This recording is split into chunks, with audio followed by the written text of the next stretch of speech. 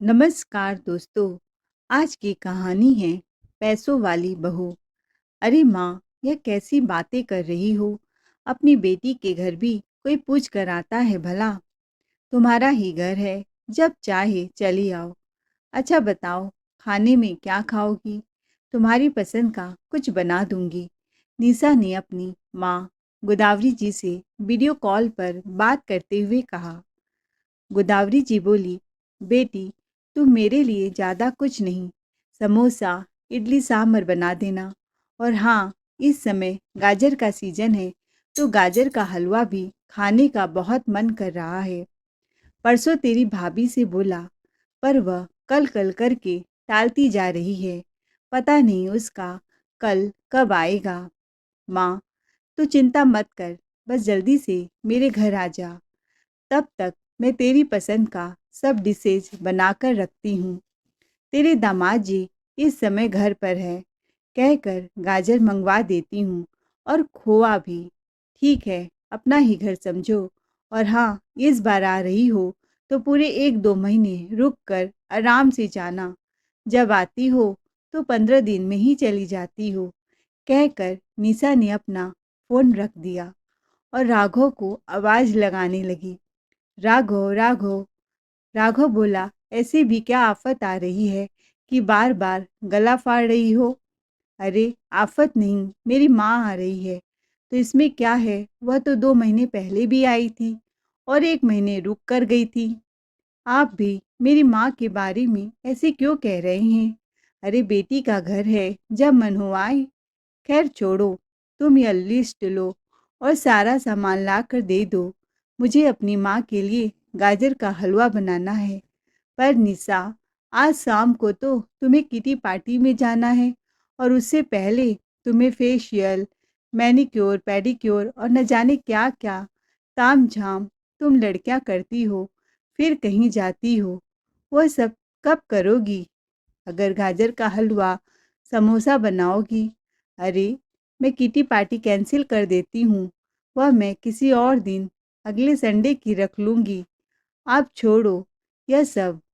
राघव बाजार गया और निशा ने जो जो सामान मंगवाया था लाकर उसको दे दिया। फिर निशा गाजर का हलवा खुशी खुशी बनाने में जुट गई। उसी समय दोबारा फोन की घंटी बजी। राघव ने फोन उठाया और चौंकते हुए कहा, क्या हुआ माँ, तुम्हारी तबीयत ठीक नहीं है? तो मेरे पास आ जा, मैं तेरा शहर में इलाज करवा देता हूँ। तू चिंता मत कर, मेरे पास आ जा। माँ बेटी की बात निशा के कानों पर पड़ी तो हंसता मुस्कुराता हुआ उसका चेहरा उतर गया। चेहरे पर हवाइयाँ उड़ने लगी। फिर वह राघव के पास गई। राघव ने झट से फ़ोन रख दिया। फिर वह चिल्लाकर बोली, अरे मम्मी जी यहाँ क्यों आ रही हैं? तुम्हारे मुंह में आवाज़ नहीं थी कि उन्हें मना कर दे? यहाँ बुलाने की क्या ज़रूरत थी? तुम उन्हें मना कर दो यहाँ आने के लिए। निशा ने राघव से कहा, पता नहीं हर बार का तमाशा है। एक बेटा और भी है, पर उसके पास नहीं जाएंगी। बस यहाँ हमारा खर्चा करवाने आ जाएंगी, जैसे यहाँ कोई खजाना गड़ा हो। निशा बड़बड़ाती हुई अपना काम करने लगी। राघव बस उसे बड़बड़ाते हुए काम करते देखता रहा। काम करते हुए निशा को लगा कि राघव का ध्यान उस पर ही है, इसीलिए उसकी तरफ देखकर बोली, ऐसे क्या देख रहे हो? मैं सचमुच चाहती हूँ कि मम्मी जी यहाँ ना आए। दम्भ तो 2 बेटों की माँ का भरती हैं और सेवा सिर्फ एक से करवाती हैं। निशा, तुम क्या कह रही हो? ऐसे कैसे मना कर दूँ यहाँ आने के लिए?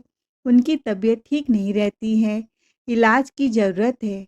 अभी छोटे भाई मनोज की फाइनेंशियल कंडीशन भी सही नहीं चल रही है। उसकी बीबी पूजा खुद बाहर काम करने जाती है। राघव ने कहा, ऐसे कैसे वह माँ को संभालेगी? उसकी कभी फाइनेंशियल कंडीशन सही भी रही थी? जब भी खर्चा करवाने की बात होती है तो यहाँ चली आती हैं। मुझे नहीं पता, इस बार मैं उनका कोई काम नहीं करने वाली। निशा ने दो टूक जवाब दिया। पिछली बार जब मम्मी जी घर आई थी, कितना नाटक किया था। यह सब तुमसे छुपा है क्या? याद है ना? हाँ मुझे याद है। तुम्हारी ही गलती थी। अरे उस दिन को कैसे भूल गए? कहते हुए निशा अतीत की यादों में चली गई। एक दिन निशा ने अपने घर पर अपनी कुछ खास सहेलियों को बुलाया था। सब बड़े मज़े से हंस-हंस कर गपशप लड़ा रही थी। पॉपकॉर्न और कोल्ड ड्रिंक का लुत्फ़ उठाया जा रहा था। तभी अचानक से कौशल्या जी की खांसी शुरू हो गई। बहू को बार-बार आवाज़ लगा रही थी, पर म्यूज़िक सिस्टम इतना तेज़ था कि निशा को आवाज़ ही नहीं सुनाई दी। फिर कौशल्या जी की खांसी इतनी तेज़ हो गई कि खाँसते-खाँसते कौशल्या जी को उल्टियाँ होने लगीं। जैसे ही वह अपने मुँह पर हाथ रखकर बाथरूम की तरफ जा ही रही थी कि कंट्रोल से बाहर होकर उनकी उल्टी सहेलियों के सामने हो गई और उल्टियाँ की कुछ छींटें एक सहेली के कपड़ों पर पड़ गई। यह देखकर निशा अपनी सासू माँ पर बौखला गई, जैसे उसकी सास नहीं कोई दुश्मन हो। माँ जी, आपको दिखता नहीं कि आप क्या कर रही हैं? मेरी सारी सहेलियाँ आई हुई हैं और आपके सारे घर में गंध मचा दी। एक सहेली के कपड़ों पर छींटे भी पड़ गए हैं। अब जब गंदा किया है तो जल्दी से साफ कीजिए, नहीं तो मेरी सहेलियाँ क्या सोचेंगी? अगर पार्टी बीच में छोड़कर गई तो आपकी खैर नहीं, नहीं छोड़ने वाली। अगर आपने मेरी पार्टी का मज़ा किरकिरा कर दिया, निशा ने झल्लाते हुए कहा। एक तो हर समय गद्दे पर पड़ी रहती हैं, कोई काम नहीं करवाती और उल्टा हमको तंग करती रहती हैं। निशा को सासू माँ की तबीयत की नहीं, अपने पार्टी की पड़ी थी। उनका हाल चाल लेने के बजाय उनको ही बुढ़ापे में खरी खोटी सुना रही थी। निशा बोली, बेटा तो काम से बाहर गया है और आफत मेरे सर पर छोड़ गया है। निशा की एक सहेली बोली, तुमने कैसे इस बुढ़िया को घर पर रखा है? कैसे झेलती हो तुम? तुम्हारा तो सारा फ्रीडम ही छिन गया है। मैं होती तो उनको वृद्धा आश्रम में ही छोड़ आती। उफ Nisha, your life is so disturbing, so boring. कहते हुए सारी सहेलियां ठहाके मार मार कर हंसने लगी। निशा बोली, सच कहती हो, जब से सासू माँ गांव से आई हैं जीना हराम कर रखा है। रात भर इतनी जोर से खांसती हैं कि मेरी नींद खराब कर देती हैं और मेरे बेटे की भी। रातों की नींद चैन सब छिन गया है। अब तो सर में दर्द होने लगा है। समझ नहीं आता इनको गांव कैसे भेजूं। उसी समय राघव घर लौटा तो माँ को उल्टियाँ साफ करते हुए देखा तो उसका माथा घूम गया। राघव चिल्लाकर बोला, निशा यह क्या करवा रही हो? माँ की तबीयत सही नहीं लग रही है और तुम उनसे गंदा काम करवा रही हो। अरे आप तो कल आने वाले थे, आज ही आ गए। निशा ने कहा। हाँ, अगर ना आता तो कैसे दिखता? तुम मेरे पीठ पीछे माँ से कैसे सुलूक करती हो, क्या-क्या जुल्म करती हो, कितनी अत्याचार करती हो तुम माँ पर। ओहो राघव, मैंने माँ जी के साथ कुछ नहीं किया है। उन्होंने गंदा किया, उन्हीं से साफ करवा रही हूँ। कमली कहाँ है? वह साफ नहीं कर सकती। वह काम करके घर जा चुकी है। अब आप भी मेरी सहेलियों के सामने तमाशा ना बनाएं। पहले ही माँ जी ने कम तमाशा नहीं बनाया है। माँ, यह काम छोड़ो, मैं साफ कर दूंगा। तुम चलो अपने कमरे में आराम करो। राघव अपनी माँ को सहारा देते हुए उनके कमरे में ले गया। माँ, तुम्हें इतनी खांसी आ रही है, दवा नहीं खाया? बेटा, दवा तो एक हफ्ते से खत्म हो गया है। कहते हुए कौशल्या जी की सांस उखड़ने लगी। वह हाँफने लगी क्योंकि कमज़ोर जो हो गई थी। एक हफ्ते से दवा खत्म हो गया है तो माँ तुमने निशा को क्यों नहीं बोला? मैं तो काम के सिलसिले में शहर से बाहर गया था। बेटा, बहू को बोला था पर वह तो पार्टी में ही लगी रहती है। माँ तुम आराम करो, मैं तुम्हारे लिए काढ़ा बनाकर लाता हूँ, इससे तुम्हें बहुत आराम मिलेगा। राघव ने माँ को अदरक तुलसी का काढ़ा बनाकर दिया और उनकी गर्म तेल से मालिश की। उन्हें थोड़ा आराम मिला, फिर वह सो गई। फिर राघव गुस्से में बौखलाता हुआ निशा के पास हॉल में गया, जहाँ निशा अपनी सहेलियों के साथ गपशप लड़ा रही थी। निशा, यह क्या बदतमीजी है?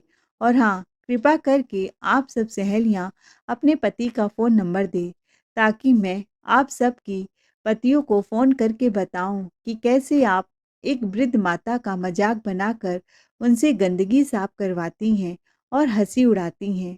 सारी सहेलियां अपने किए पर शर्मिंदा होती हैं और कहती हैं, मेरे पति को फ़ोन मत करिए, आइंदा से हम ऐसा नहीं करेंगे। फिर धीरे धीरे पार्टी से मुंह बनाकर सब सरक जाती हैं। सहेलियों के जाते ही निशा के तन बदन में आग लग जाती है। यह क्या तरीका है राघव, मेरी सहेलियों से बात करने का? तुम्हें यह दिखता है कि मैं तुम्हारी सहेलियों से बदतमीजी कर रहा हूँ, पर यह नहीं दिखता कि मेरी माँ ने तुमसे कितनी बार दवा के लिए बोला। तुम्हारी कानों में जू तंग नहीं रेंगी। माँ ने मुझसे कब बोला दवा खत्म हो गया है? वह बुढ़ापे में झूठ बोलने लगी हैं या भूलने की बीमारी हो गई है? अरे, तुम्हें सुनाई दे तब ना, जब तुम हेडफोन लगाकर हर समय गाना सुनोगी तो माँ क्या कह रही है कैसे सुनाई देगा? यह देखो, अभी भी हेडफोन कानों में चिपका हुआ है। राघव ने कहा। तो निशा बोली, कौन सा तूफान आ गया, कल जाकर दवा ला कर दे दूंगी। देखो निशा, जब घर से मैं बाहर था तो तुम्हारी ड्यूटी थी माँ की देखभाल करने की, और खबरदार मेरी माँ के साथ ऐसा व्यवहार दोबारा किया तो फिर तो पति पत्नी में चिक चिक शुरू हो गया। उसी समय निशा का 5 साल का बेटा आर्यन स्कूल से आया। माँ, मुझे बहुत भूख लगी है। माँ माँ सुनो ना। बेटे की आवाज़ से निशा और राघव अतीत से वर्तमान में आए। निशा ने अपने काम वाली कमली को आवाज़ दी, कमली, देखो बेटे को भूख लगी है, खाना बना है, खाने को दे दो। जी मैम साहब, देती हूँ। निशा ने राघव से झरझराते हुए कहा, राघव, जब भी तुम्हारी माँ घर में रहने आती है तो हमारे बीच महाभारत शुरू हो जाता है, इसीलिए मैं इस बार कोई झमेला नहीं चाहती। वैसे भी पिछली बार मैंने उनकी जी जान से सेवा की थी। रोज़ सुबह उनके लिए दलिया बनाती थी, सूप बनाती थी। जब तक वह पूरी तरह से ठीक नहीं हुई, उनकी खूब सेवा की। जब उन्हें खांसी में आराम मिला तभी उन्हें वापस भेजा। अगर इस बार शहर इलाज के सिलसिले में आ रही हैं तो देवर जी के घर भेज दो, नहीं तो वृद्धा आश्रम भेज दो, पर मुझसे सेवा की उम्मीद मत करना। मेरी पूरी किटी पार्टी खराब होती है, जब देखो तब उनकी तबीयत खराब होती रहती है। और आपकी इकलौती बहन इसी शहर में रहती है, उसे कौन से खाने के लाले पड़े हैं? उसके पास तो पैसा है, अगर देवर जी नहीं रख सकते तो वह तो अपनी माँ का सेवा कर सकती है ना। निशा, तुम कैसी बेहूदगी भरी बातें करती हो। हम बेटों के रहते हुए बहन सेवा करेगी? उसके ससुराल में हमारी कितनी बदनामी होगी कि दो दो भाइयों के रहते हुए बहन अपने घर में माँ को रख रही है। हमारी इज्जत मिट्टी में मिल जाएगी। अरे, फिर तो माँ को वृद्धा आश्रम भेज दो, तो वह लोग माँ का ध्यान रखेंगे। मुझसे बार बार उनकी सेवा नहीं होती है। माँ के आने से हमारे बीच लड़ाइयाँ झगड़ा होता है, क्लेश होता है, और तुम भी परेशान रहोगे। देखो, कमली भी हफ्तों के लिए छुट्टी लेने वाली है, तो सारे घर का बोझ मुझसे अकेले नहीं संभाला जाएगा। कहते हुए गाजर का हलवा बनाने किचन में चली गई। उसी समय किचन में कमली आई, बोली, क्या हुआ मैम साहब, माँ जी आ रही हैं तो ठीक है, मैं 1 हफ्ते के बाद की छुट्टी ले लूँगी। अरे कमली, तू चुप कर, जा अपना काम कर। हमेशा हमारी बातों को कान लगाकर सुनती है। जब मैं कहती हूँ कि पार्टी है, आज छुट्टी मत ले, तो नहीं सुनती। माँ का नाम सुनकर तो छुट्टी कैंसिल कर रही है। अब साहब के कानों तक बात गई तो वह तो मुझे छोड़ेंगे नहीं। अब जा, अपना काम कर, नहीं तो तेरा इस महीने का पगार काट लूँगी। ठीक है मैम साहब। यह सब सुनकर राघव हैरान रह गया, पर वो निशा से बहस नहीं कर सकता था, इसलिए चुप रहा। क्योंकि निशा को आदत थी राई का पहाड़ बनाने की। आखिर अपनी माँ को आने से कैसे इनकार कर दी। अब तो एक काम कर सकता था, माँ को छोटे भाई मनोज के घर बुला ले और पैसे टके से उसकी मदद कर दे। उसकी पत्नी पूजा समझदार है, वो माँ की सेवा खुशी खुशी कर लेगी, माँ से बहस भी नहीं करेगी। बस पैसे टकों में ही कमज़ोर है, नहीं तो किसी से कम भी नहीं है वो लोग। उसने मनोज को फ़ोन लगाकर कहा और उसे अपनी समस्या बताई। तो मनोज भी तैयार हो गया और बोला, भैया पूछने वाली क्या बात है, आखिर वह भी मेरी माँ है। पैसे टके की ही तो समस्या थी, वो भी अगर हल हो गई है तो क्या दिक्कत थी। हालांकि अन्य भौतिक सुविधाएं नहीं दे सकते थे, पर उनकी सेवा तो कर ही सकते थे। मनोज ने फ़ोन करके अपनी माँ को अपने पास ही बुला लिया। आखिर माँ भी अच्छे से जानती थी कि बड़ी बहू तो उनके आने के नाम से ही बिगड़ गई होगी। बड़े बेटे राघव को भी खूब खरी खोटी सुनाया होगा, इसीलिए वो खुशी खुशी मनोज और पूजा के पास इलाज कराने आ गई। मनोज के पास रहकर ही उन्होंने अपना इलाज शुरू करवाया। मनोज ने पूजा से कहा, पूजा, माँ को 1 महीने लगातार इंजेक्शन लगेंगे, उसके बाद जांच होगी, तभी पता चलेगा उनको ठीक होने में कितना समय लगेगा। तुम्हें रोज हॉस्पिटल माँ को लेकर आना जाना होगा इंजेक्शन लगवाने। यह सब तुमसे हो पाएगा? हाँ, क्यों नहीं हो पाएगा, वह भी तो मेरी माँ है। यह सब तुम अकेले कर लोगी ना? हाँ बाबा, आप फिक्र मत करिए, आप अपने काम पर ध्यान दीजिए, मैं माँ की सेवा बखूबी कर लूँगी। हालांकि अस्पताल का बिल और अधिकतर खर्चे राघव ने ही दिए, पर ये बात निशा को पता नहीं थी। लेकिन मिलने जुलने वाले रिश्तेदारों ने आग लगाने में कोई कमी नहीं रखी। निशा की बड़ी बहन उसी शहर में रहती थी, तो वो निशा की सास से मिलने के लिए गई। तब बातों बातों में उन्हें पता चला कि खर्चे तो राघव दे रहा है। बस वहाँ से वो मिलकर अपनी छोटी बहन के घर पहुँच गई। अरे वाह दीदी, बहुत दिन बाद दिखाई दी, निशा ने कहा। तू कहीं जा रही है? हाँ, बस राघव के साथ सिनेमा देखने जा रही हूँ। देखो, यह मेरी घड़ी कैसी है, कल ही राघव ने मुझे ला कर दिया है। बस घड़ी पहनकर उसका इंतजार कर, वो तो नहीं आने वाला। क्या मतलब दीदी? जो मैं खबर देने आई हूँ निशा, उसे सुनोगी तो ज्वालामुखी की तरफ फट पड़ेगी। क्या बात है दीदी, बताओ ना। सीमा ने सारा जहर उगल दिया, उसे बता दिया, निशा, तेरा पति तो अपनी माँ के इलाज के खर्चे अकेले दे रहा है। सुबह शाम अस्पताल के चक्कर लगाता है, मैं उससे वहाँ मिलकर आई हूँ। इलाज में पता है पूरे 2 लाख खर्च हुए हैं। सारे बिल राघव के नाम पर थे और दवा दारू फल मेवे वह अलग से माँ पर लुटा रहा है। आखिर कब तक यूं ही अकेला लुटता रहेगा? भाई, तेरे देवर देवरानी की तो अभी बहुत मौज हो रखी है।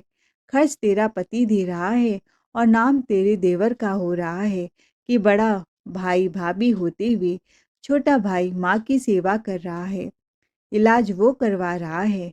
निशा, मेरी बहन, तू तो सीधी ही रह गई। आज के ज़माने में तुझे तो तेरे ससुराल वालों ने बेवकूफ़ समझ रखा है, कहकर उसके घर में आग लगाकर तो वो चली गई। निशा काफ़ी देर तक राघव का इंतज़ार करती रही कि वह आएंगे तो मूवी देखने जाएंगे, पर जब वह न आया तो पीछे कैब करके सीधे निशा मनोज के घर ही पहुंच गई। गुस्से में तमतमाती ही वो अंदर गई। वो जेठानी जी, आप इस समय? पूजा ने दरवाज़ा खोला तो निशा ने जवाब दिया, क्यों, मैं नहीं आ सकती? नहीं, ऐसी बात नहीं है, पूजा ने कहा। मैं यहाँ कोई खातिरदारी करवाने नहीं आई हूँ। वैसे भी तुम गरीब, क्या खातिरदारी करोगी? अपना ही पेट पाल लो तो बड़ी बात है। मेरा पति कहाँ है? वो जेठ जी, वो तो अंदर बैठे हैं, पर अभी आप अंदर मत जाइए। क्यों नहीं जाऊँ? ये तुम्हारा घर है। पूजा पैर पटकते हुए अंदर घुसी तो राघव भी वहीं खड़ा था। उसके हाथ में थैले भर भर कर फल सब्जियां थे। शायद वह अपने माँ के लिए लाया था। देखते ही वो गुस्से में बोली, पता था मुझे तुम यहीं बैठे होगे अपनी माँ की सेवा चाकरी करने के लिए। क्या हुआ? तुम इस तरह से क्यों चिल्ला रही हो? राघव ने कहा। चिल्लाओ नहीं तो क्या आरती उतारूं तुम्हारी? मेरे मना करने के बावजूद भी तुम माँ जी के इलाज के लिए पैसा दे रहे हो। सारा पैसा अपने परिवार वालों को खिला दो और हमें रोड पर ले आओ। जब हम भीख मांगेंगे तब तुम्हारी अक्ल ठिकानी आएगी। निशा गुस्सा होते हुए बोली, अरे ये मेरी माँ है, कुछ सोच समझ कर तो बोलो।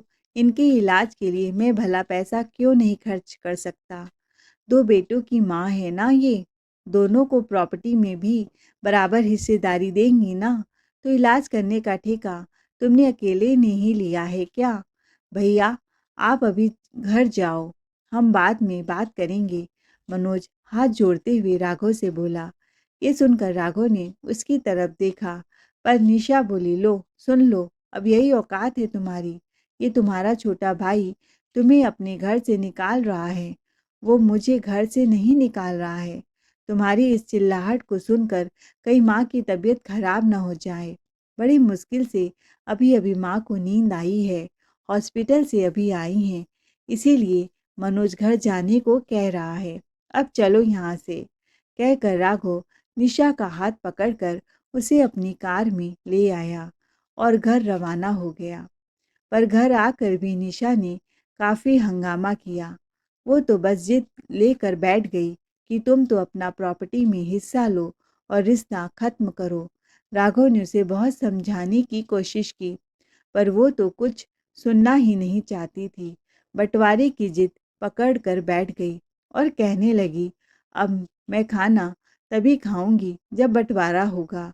मुझे उन लालची लोगों से रिश्ता नहीं रखना है। पैसे क्या पेड़ पर उगते हैं जो हम पैसों को पानी की तरह बहाएं? अरे तुम बहुत भोले हो राघव, इसीलिए तुम बहुत जल्दी बेवकूफ़ बन जाते हो, पर मैं यह होने नहीं दूंगी। राघव बार बार समझाता रहा, पर उसके दिमाग में प्रॉपर्टी के बंटवारे का भूत सवार हो गया था। दूसरे दिन शाम को निशा की माँ और भाई दरवाजे पर खड़े थे। अचानक उन लोगों को देखकर निशा हैरान रह गई। अरे आप लोग कब आए और अपने आने की कोई खबर भी नहीं दी? उससे पहले निशा की माँ कुछ कहती तो राघव ने कहा, निशा तुम्हारी माँ और भैया को मैंने बुलाया है। आज हमारी शादी की सालगिरह है ना, तो तुम कैसे भूल सकती हो? तुम्हें सरप्राइज देना चाहता था, इसीलिए सब मेहमानों को बिना तुमसे पूछे बुला लिया। शायद निशा की माँ कुछ कहना चाहती थी, पर वह दामाद जी के आगे कुछ न बोली, चुप हो गई। कुछ ही देर में राघव की बहन जीजा भी आ गए। राघव का छोटा भाई मनोज आया, पर माँ नहीं आई, क्योंकि माँ की तबीयत सही तो हो गई थी, पर उन्हें कमजोरी अभी भी थी। सब रिश्तेदार आ चुके थे। निशा को दाल में कुछ काला लग रहा था, क्योंकि माँ की तबीयत पूरी तरह से सही नहीं थी। ऐसे में राघव घर में पार्टी तो रख ही नहीं सकता था, पर वह उस समय मेहमानों के बीच शांत रही। पार्टी में सब एंजॉय कर रहे थे। राघव ज़्यादा खुश नजर आ रहा था। निशा को माजरा कुछ समझ नहीं आ रहा था, पर निशा की माँ भाई के चेहरे उतरे हुए थे। थोड़ी देर में केक काटा गया। सब लोगों ने केक खाया। राघव ने डायमंड की अंगूठी सालगिरह गिफ्ट के रूप में निशा की अंगुली में पहनाया और निशा की माँ से बोला, मम्मी जी आप अपनी बेटी को कुछ सरप्राइज नहीं देंगी? उसी समय राघव के फ़ोन की घंटी बज उठी। वह बाहर जाकर अपने दोस्त से बात करने लगा।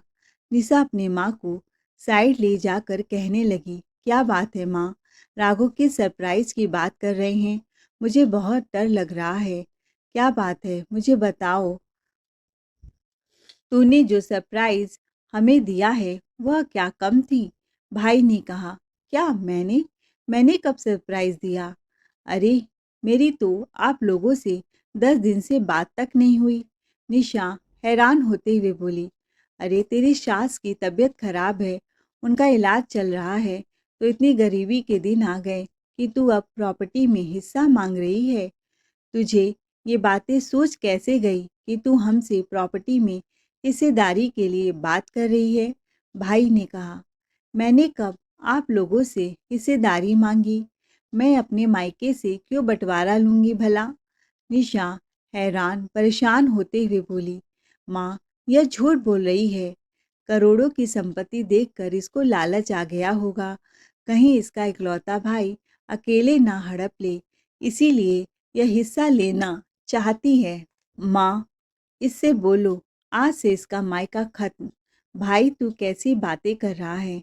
कौन से पेपर जो दामाद जी ने ये कौन से पेपर भेजे हैं हमारे पास, जिसमें तुम कानूनन अपना हक मांग रही हो? तुम्हें हमसे हिस्सा चाहिए? उसकी मम्मी ने पेपर दिखाते हुए कहा। इतने में राघव भी बात करके अंदर आ गया। उसे देखते ही निशा ने पूछा, राघव, ये मम्मी क्या कह रही हैं? तुमने कौन से पेपर मम्मी के पास भिजवाए हैं? अरे, प्रॉपर्टी में हक के लिए पेपर भिजवाए हैं, राघव ने कहा। किससे पूछकर तुमने ये पेपर भिजवाए हैं उनके पास? मुझे प्रॉपर्टी में कोई हक नहीं चाहिए। मेरे रिश्ते बिगाड़ने में क्यों तुले हो? मेरे इकलौते भाई से मेरा रिश्ता तोड़वाना चाहते हो? निशा गुस्से में बोली, अच्छा, तुम्हारे रिश्ते बिगड़ रहे हैं तो कलेजा मुंह पर आ गया, और मेरे रिश्तों का क्या? राघव तेज आवाज में बोलने लगा। उसके भाई बहन सब सुन रहे थे। मेरी बहन कभी भी मुझे राखी बांधने नहीं आती है। सिर्फ तुम्हारे बुरे बर्ताव के कारण हर साल रक्षाबंधन में सिर्फ तुम्हारे कारण मेरी कलाई सुनी रहती है। तुम उसे हर समय नीचा दिखाती हो, जबकि वह किसी चीज में तुमसे कम नहीं है। और मेरे भाई बहन से तुम मेरा रिश्ता तोड़वाना चाहती हो। मेरी माँ से तो हर समय बुरा बर्ताव करती हो, फिर वह बेचारी एक शब्द भी तुम्हें नहीं बोलती। मैं कुछ नहीं कहता तो इसका मतलब यह नहीं कि मैं कुछ समझता नहीं। तुम्हारी माँ के लिए इस घर में जगह है, और मेरी माँ, जिनका यह घर है, उनका घर होते हुए भी इस घर में उनके लिए कोई जगह नहीं है। यह सब सुनते ही निशा चुप हो गई। फिर राघव ने बोलना जारी रखा, तुम ही ने कहा था ना कि अपनी माँ से प्रॉपर्टी में हिस्सा लो और ये रिश्ते खत्म करो, तो ये बात तुम पर भी लागू होती है। अगर मैं अपने रिश्ते खत्म करता हूँ तो तुम्हें भी अपने रिश्ते खत्म करने पड़ेंगे। ये बात हम दोनों पर लागू होती है। अगर कर सकती हो तो बोलो, वरना बेवजह मुझे और मेरे परिवार वालों को परेशान मत करो, राघव ने कहा। वैसे राघव जी गलत नहीं कह रहे हैं। रिश्ते दोनों तरफ से निभते हैं। अगर तुम्हें उनके रिश्तों से समस्या है तो अपने भी रिश्ते खत्म करो, निशा की माँ गोदावरी जी ने कहा। और तुम्हारे कौन से खर्चों में इन्होंने कटौती कर दी, जो तुम्हें उनकी माँ के इलाज पर खर्च किए जाने वाले पैसों से समस्या है, भाई ने भी कहा। सारे शौक तो पूरे करते हैं दामाद जी। जब देखो तब सहेलियों के संग किटी पार्टी करती हो, गाड़ी से घूमने जाती हो। आज तो तुम्हारी ही खुशी के लिए छोटी सी पार्टी भी दे दी। फिर तू उनके घर को क्यों नरक बना रही है? देख, तेरी छोटी देवरानी ने स्कूल से इस्तीफा दे दिया ताकि वह घर पर रहकर माँ की सेवा कर सके, और एक तू है जिसे हमेशा पैसों की पड़ी रहती है। पैसा नहीं भगवान हो गया है। बेटी, रिश्ते दिल से निभाने पड़ते हैं। आखिर माँ और भाई को अपने पति के पक्ष में बोलता हुआ देखकर निशा कुछ न बोल सकी और शर्म से सिर नीचे झुक गया। अब उसने चुप रहना ही बेहतर समझा। भरी महफिल में माँ और पति ने निशा की अच्छी क्लास ली। उसने राघव से माफ़ी मांगी और अपनी सास को अपने घर लेकर आई और उनकी सेवा करने लगी। दूसरे दिन उसकी सहेली सुमन घर आई। ओह निशा, क्या कर रही है? इन बुड्ढों के पीछे फिर से पड़ गई। चल, और मॉल चलते हैं, रेस्टोरेंट भी खाना खाएंगे। मैंने तो अपने पति से बोल दिया है कि तुम भी बाहर खाना खा लेना। तुम सब सहेलियों के चक्कर में ही मेरी जिंदगी तबाह होते होते बची है। अब तुम निकलो यहाँ से। मैं नहीं जानती तुम सबको। आज से किटी पार्टी खत्म, निशा ने कहा। दोस्तों, आपको क्या लगता है, राघव ने निशा के साथ सही बर्ताव किया या गलत? अगर कहानी पसंद आई हो तो चैनल को लाइक या सब्सक्राइब जरूर करें। कहानी सुनने के लिए आप सबका दिल से धन्यवाद। Thanks for watching ARK voice 517।